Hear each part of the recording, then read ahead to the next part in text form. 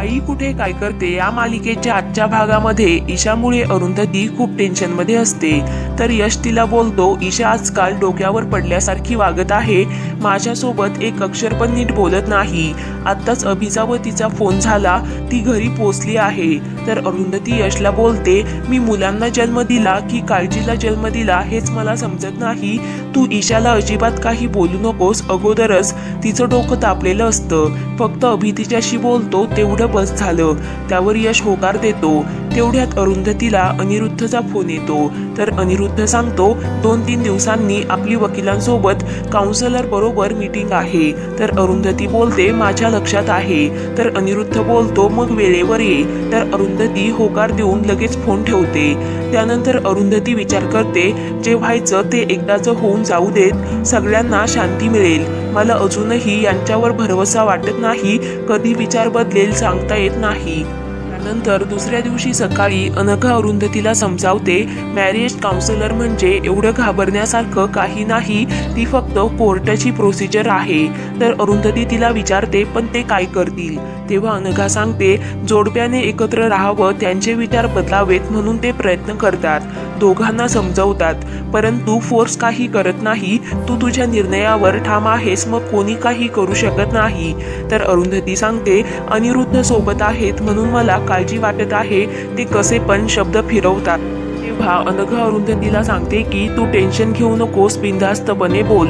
तर अरुंधती होकार देते। तर दुसरीकडे कांचन शेखर सोबत बोलली म्हणून आप्पा तिच्यावर ओरडत असतात की तुला नसता आगाऊपणा कोणी करायला सांगितला। तर कांचन बोलते, मी त्याला सल्ला देत होते, आपल्या बायकोला जरा दमात ठेव, तिला घटस्फोट देऊ नकोस। परंतु तेवढ्यात अरुंधती तिथे आली, मग मी आतमध्ये निघून आले, पण मला खात्री आहे मी सांगितलेल्यावर तिने बोळा फिरवलाच असणार। अरुंधती शेखरला बोलली असेल, कशाला ताणून धरता, त्यांना लग्न करायचं तर लवकर घटस्फोट देऊन टाका। त्यावर आप्पा बोलतात, अरुंधतीची पण स्वतःची काही मतं आहेत। तर कांचन बोलते, अरुंधतीला हे सगळं सोपं वाटतं का?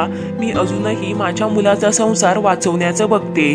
त्यावर आप्पा बोलतात, तुला संजना आणि अनिरुद्धचं लग्न व्हायला नकोय ना? मग शेखर म्हणतो, तसंच कर, तू संजनाकडे राहायला जा, तू तिथे गेलीस तर संजना मुंबई सोडून पळून जाईल।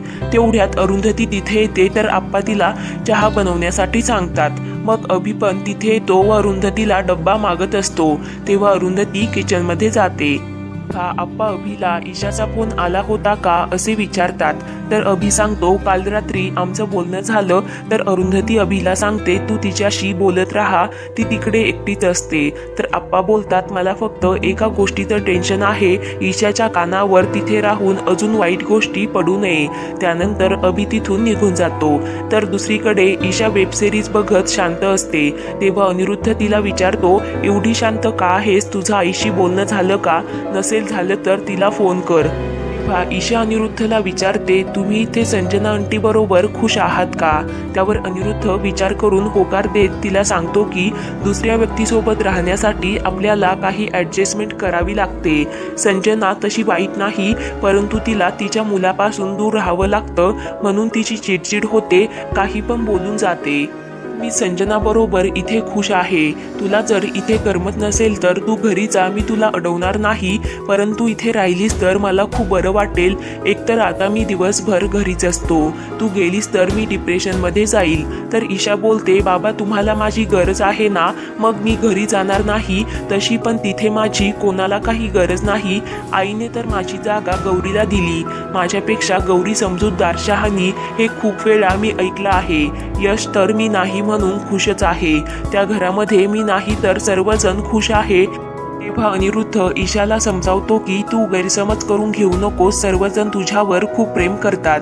काल तुला वाचवायला कोण आलं होतं? तर ईशा बोलते, एवढं सगळं होऊन सुद्धा तुम्ही आईबद्दल चांगलंच बोलता, मग एकत्र का राहत नाही? ज्या गोष्टी आवडत नाही त्या सोडून द्या, परंतु आपण सर्वजण एकत्र राहूयात। त्यावर अनिरुद्ध नकार देतो व ईशाला फक्त अभ्यासाकडे लक्ष ठेवण्यास सांगतो। त्यानंतर दुसऱ्या दिवशी सकाळी कांचन मंदिरामध्ये गेलेली असते। तर आप्पा तिची वाट पाहत असतात।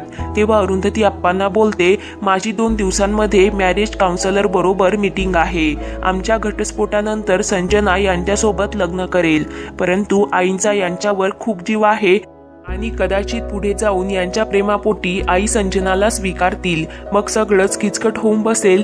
म्हणून माझ्या मनात सारखं येत आहे की मी कायमची आईकडे जाऊन राहते.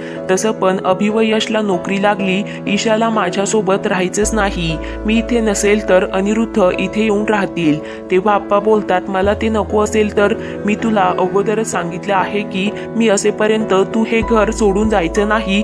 मी मेल्यावर काय करायचं ते करा. कांचनच्या मनातलं मला काही माहित नाही. मी तिला चुकीचा निर्णय कधीच घेऊ देणार नाही. अनिरुद्धने संजनासोबत लग्न केलं, मला काही फरक पडणार नाही. परंतु अनिरुद्धची बायको म्हणून मी संजनाला या वास्तूमध्ये स्वीकारणार नाही.